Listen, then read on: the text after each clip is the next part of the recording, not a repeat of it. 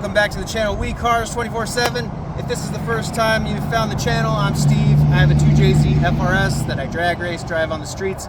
And this year, the season is now over, which is why I'm in Phoenix, Arizona, because it's much warmer than Minnesota. But we ended up running 944 at 152. And I've had a couple questions over the years, mostly from younger kids, you know, how much did it cost to build the car? Obviously, I had a lot of help from companies and friends in the industry and stuff like that. So these numbers that we're gonna go over are not necessarily what I paid, because I don't have money like that. But I thought I would film a video about all the parts on the car, what they cost if you were to just click and buy, starting with a used car. Oh, hey, how you doing? I was not a viewer. We'll go through all the parts cost, just in case you wanted to build a 2JZ FRS that runs mid 9-second track times. So let's get into it. All right, up first, you're gonna need a 2013 or other year Scion FRS. That's what this one is, 2013. This was the original R&D car for Full Blown Motorsports. They bought this in 2014 and developed all of their turbo kits and things. And I was lucky enough to drive it for them with the Subaru engine.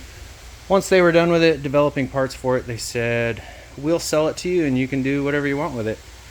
So you will need the car, or a car. Once the car is acquired, you'll need a roll cage. This is an 850 certified roll cage by Racecraft, who is out of South Minnesota. And this thing is like art. I don't know that they've ever done another FRS, but when they do something, they do it all the way.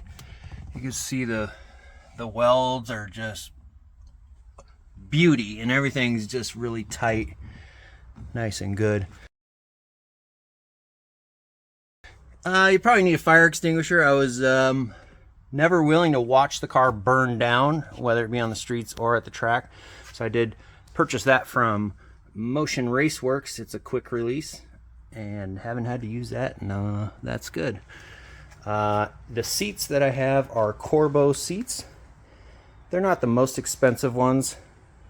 I do have two of them for when I'm running on the streets.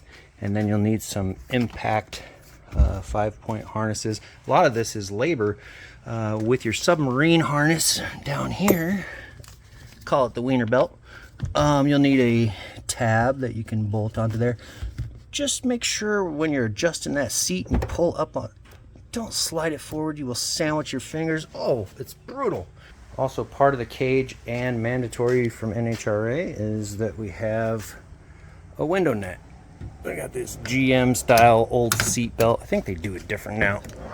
Clicks in there, and then you've got your window net.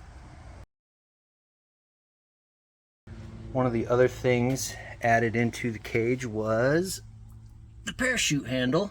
So you pull that back and the parachute comes out. The cable runs all the way to the back, and then hanging off the back of the car is the parachute. This is a Stroud parachute, so that'll be another cost involved.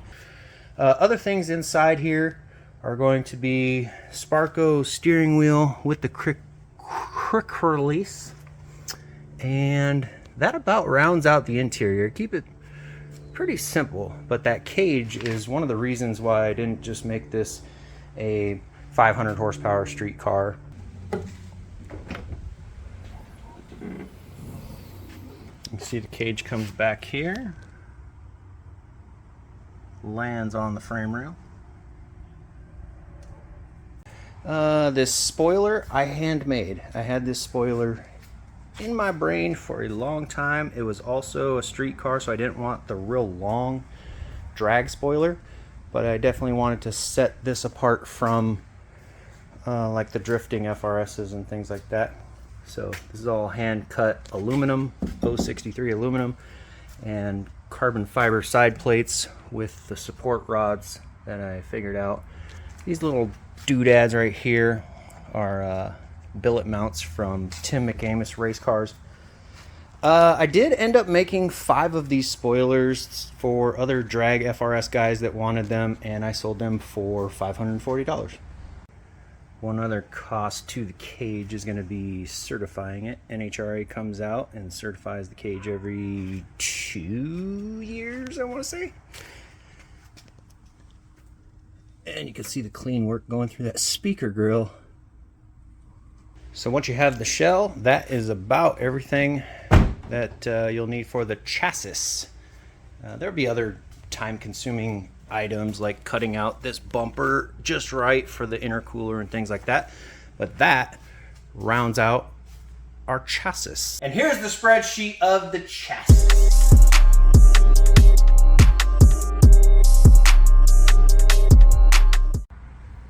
Now we're rolling into the money zone. This is the 2JZ. This is a 2JZ GE block with Titan main caps, the billet main caps, the machine work associated with fitting those to the block, boost line rods, CP pistons. Then up in the cylinder head we've got the GSC valves, springs, retainers, Brian Crower 264 cams, all of the machine work to get those internal parts fitted. We've got full-blown Motorsports 2JZ manifold going to the Turbo Smart 6870 Turbo Smart wastegate back in there. You'll have your stainless downpipe and dump tube. This car does have a full exhaust that I don't run at the track, but it is made. You've got the full-blown Motorsports catch can setup, battery tie down. Just trying to remember everything here. Do have the billet timing tensioner down there. That's a Titan Motorsports damper. This is the full-blown Motorsports radiator that tilts it a little bit forward. On this car you will have to, you see under that damper where the cross member's been cut out and a little bump out's been welded so that that damper doesn't make contact with the factory cross member. You will have this car runs the original FRS throttle body, the electronic throttle body. The way that we did that was we got an adapter flange and welded it to the stock 2J intake manifold. The big fancy intake manifolds, they're nice. They're about $2,000 and you lose torque a little bit. And for the horsepower that I was going to be running, which this is 942 horsepower to the rear wheels, wasn't necessary. So I kept the factory 2J intake manifold. This is a GTE head off a block that I bought originally from Japan, but the cylinder head itself can be purchased from Toyota. Inside here I am using the LQ9 the LQ9 ignition coils, and there's an ignition coil mounting kit, if you will. These radiator hoses are from Pure Automotive, and just a plethora of sensors. We've got an intake air temperature sensor. Underneath here we've got an oil pressure sensor. That's a Bosch sensor that plugs into the fuel tech.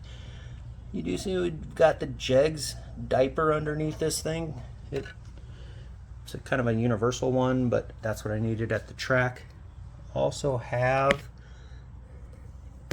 GM ethanol content sensor. Full-blown Motorsports fuel pressure regulator with sensor, so the fuel tech knows what's going on. I'm trying to think of all of the things under this hood. A bit of tunnel work that will need to be done under the tunnel to get this all to fit nice. But once you do, it's pretty good. A little blue thing back in there is a MAC valve for the boost control. And then you've got your associated lines and fittings and things like that.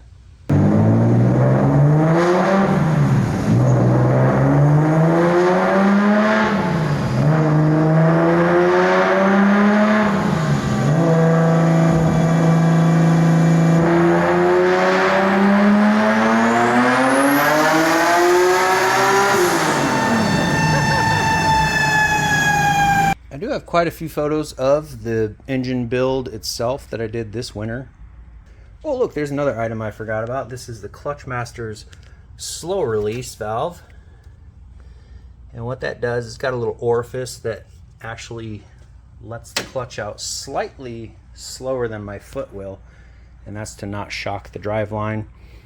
Didn't end up working out that well because the CD009 transmission in this car is trash. Behind the bumper is the full-blown Motorsports 850 horsepower intercooler, and there's also a custom crash bar that I made. That concludes basically what's under the hood. Let's look at the spreadsheet on that one.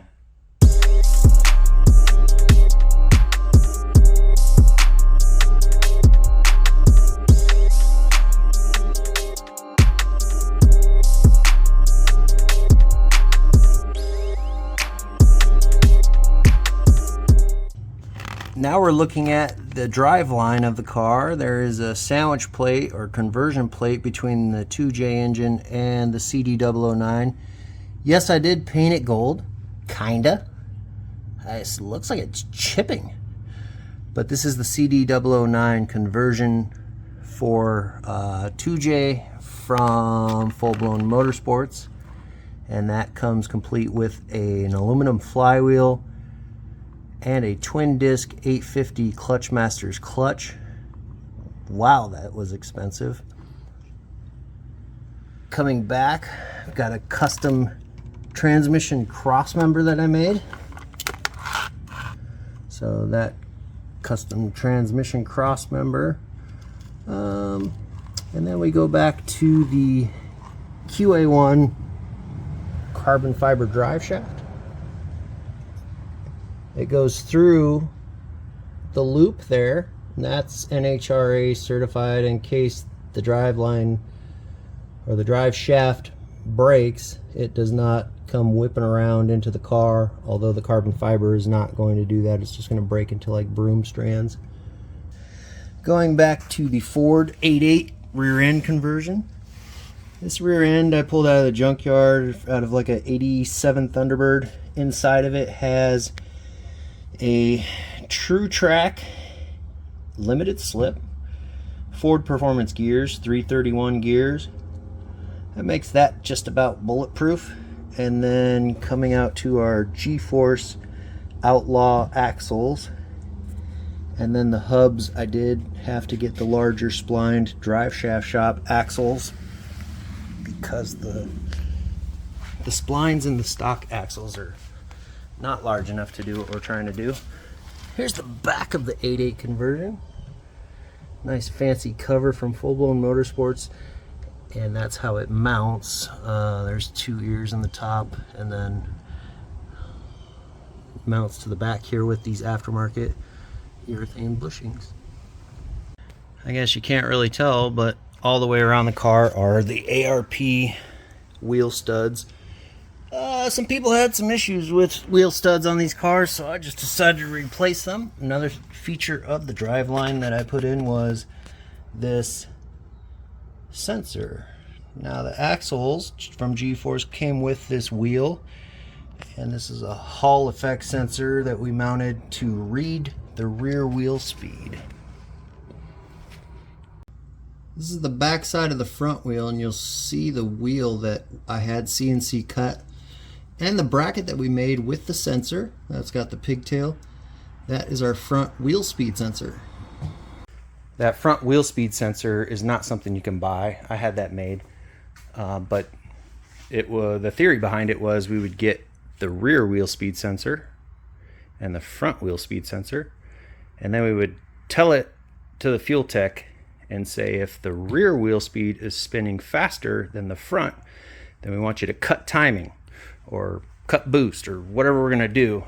And unfortunately we never calibrated those things and really got them going, but they are on the car. And that concludes the driveline section. Here is the spreadsheet I put together. Hey, give me the chip, I need the championship. Wait, we got a dream, next to the team, yeah, we can handle it. Wait, soon as I go and I step in. Now we'll be moving on to the suspension in the car.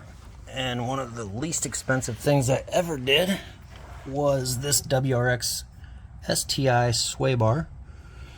You'll need that and the bushings, but the back straps will fit from the FRS. This is a thicker sway bar. This makes it so that when you leave the line, the back of the car is level. It doesn't tilt to one end or anything like that. I did have to make custom end links to attach those down into the control arms. But those are some rod ends from QA1 that I adapted to the end of the sway bar and the lower control arm. One of the other items on the rear suspension are these upper control arms. They're just cheapy whatevers. What that allows me to do is push the top of that tire outward. As you lower these cars, the top of that tire is going to come inward. And I don't just put anything on the car because it's made. What happens is the top of this tire will lean in when you're lowered, and I want the wheel to be actually like this. My camber, I run about a ½ degree positive, and then when the back of the car squats at the track, it comes in like this, straight up and down. Now my slick has all the meats onto the track, and that you can't achieve with the factory control arms. That's why those upper control arms were put on the car. The suspension that I run in the back are the QA1 mod shocks. I do have a video on putting QA1 rear shocks onto the FRS. These shocks are a granddaddy of control. So it gives me control up, down, all around. And that's why I wanted these versus like your standard import shocks. Compression and rebound adjustable. We've got, I think that's a 200-pound spring, 10-inch. And check my other videos, you'll see I give you all the part numbers for putting QA1 double adjustable or these mod shocks into the car, but they are not cheap. We're back under the front looking at the suspension, but one thing I will mention is that the CD009 case right there has been notched out.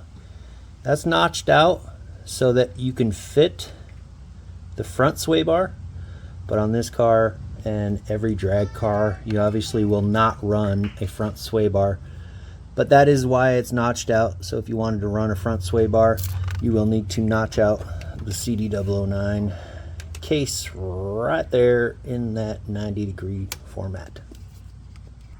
The front suspension is also from QA1. This is all pretty much new and all pretty much custom. These are the new QA1 double adjustable struts. These ones are cataloged for a 3rd generation Camaro. They just happen to be a length that I could work with. The mount that says driver, that is a custom mount that I had CNC cut. That is not commercially available and not found ever again unless you make it. But these are the struts. These also give me a lot of control, both up and down. And because those struts for 3rd gen Camaro, well, they're cataloged for that anyway, are not for an FRS, I had to make these custom caster camber plates so that you can adjust the camber. These struts are real easy to adjust. Pull up for your rebound, which is the upward travel. You can tighten it or soften it, and then you push it down for your compression. And that allows me to control the front of the car when it leaves the line. With the import struts that I had, the D2s, the problem was the car would go up, and every time I shifted, boom, shift, boom, shift, boom.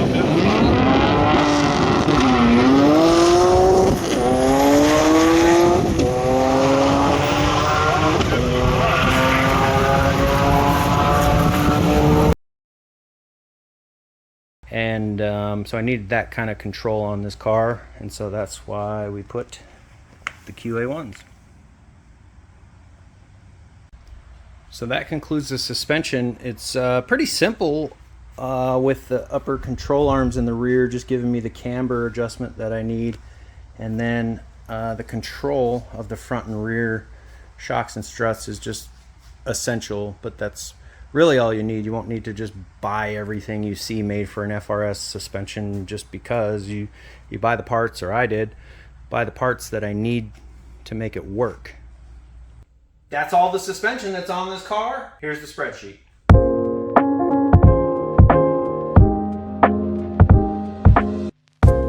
So this car is running the FuelTech FT600 for engine management, and then you'll need a custom harness. I purchased mine from Full Blown Motorsports. It's an old Haltech harness. It was a new Haltech harness that they modified. And you hear the pumps come on. So this gives you all the information. Also have the wideband nano that's up under the dash. That's an air fuel mixture display, but you'll also need that to display it on the FuelTech, which is where I read it. I don't need two displays, so that one's under the dash. You can see it in there, but you'll need that to display on your FuelTech. Here's a video of me running the car recently for the last time. Cold start, early October.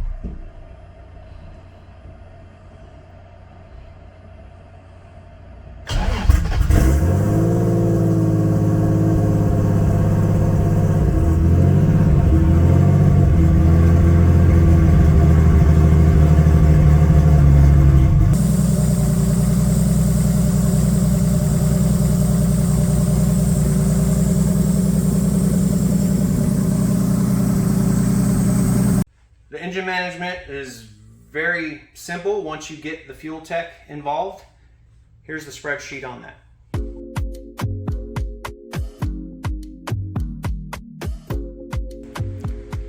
Now we're going to be taking a look at the fuel system that this car runs. We're going to run to the trunk.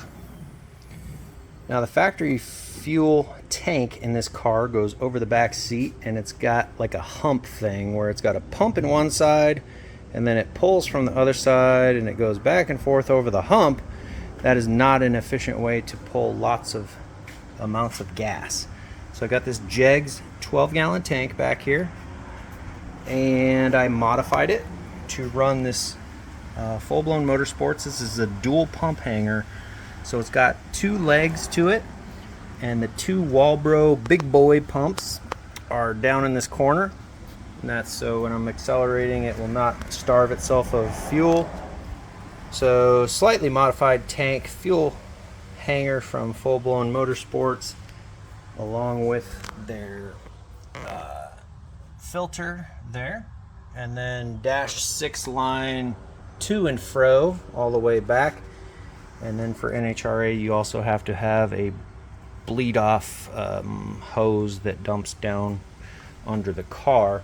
So that's the tank, the pumps, and the hanger to feed this beast.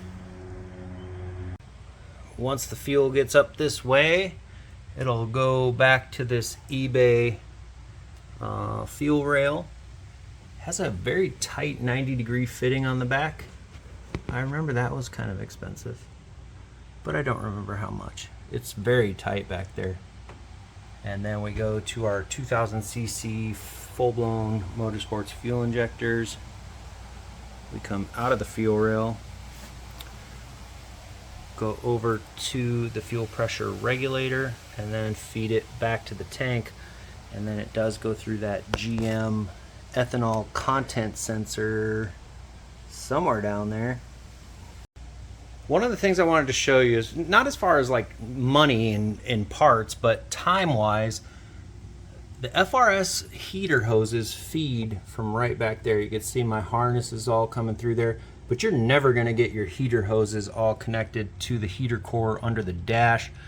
So I moved them. I ran them custom lines. You got a 90-degree with a barb fitting there. I did what I had to do. Let me show you what I had to do under the dash to get this car to have a heater in it if you decided you wanted this to be a street car and have heat.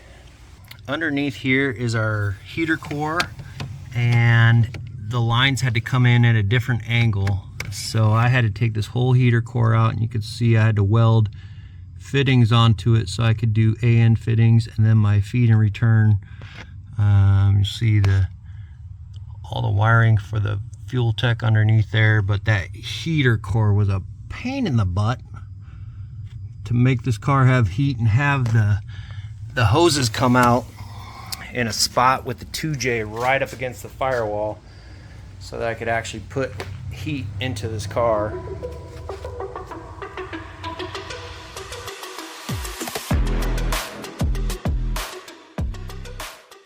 And we've made it to the last section, which is the wheels and tires.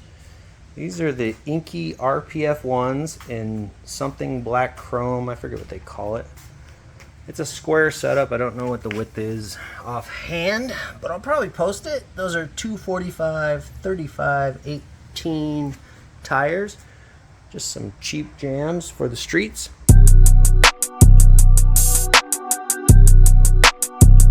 We also have a set of drag wheels and tires, which kind of cost quite a bit if you're going to be drag racing. Those wheels and tires are custom Bogart wheels running a 28 by 9. It's a rear slick, and then the front skinnies. The Bogart wheels were sent out for bead locking because the tire was rotating on the wheel, and so the bead locks were quite another expense. And then of course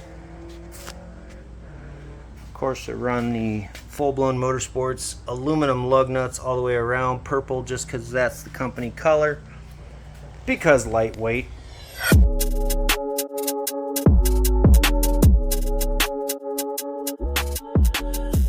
Of course, if you should decide to go drag racing with your 9-second FRS after you built it,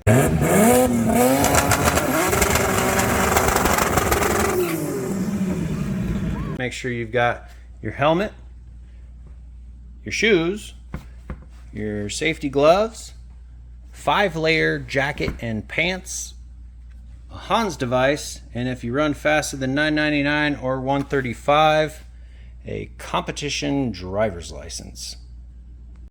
Well, that's all the parts of the car, the sections of the car that I could remember, and the costs that I researched based on just typing it in today and what it might cost if you bought it from Summit or wherever. I had a lot of help with this car, so I am not that far into it. Final cost on the parts if you were to buy them today would be $74,000, $442 is what I came up with. I think I forgot the lug nuts and probably a bunch of other stuff, but that's about what it would cost if you were trying to build a car like this. I appreciate all the companies that have helped me out, friends in the industry. If you like this video, be sure to hit like, subscribe, send it to your Corvette buddy, because this car isn't that fast. And we'll see you on the next one, because we cars 24/7.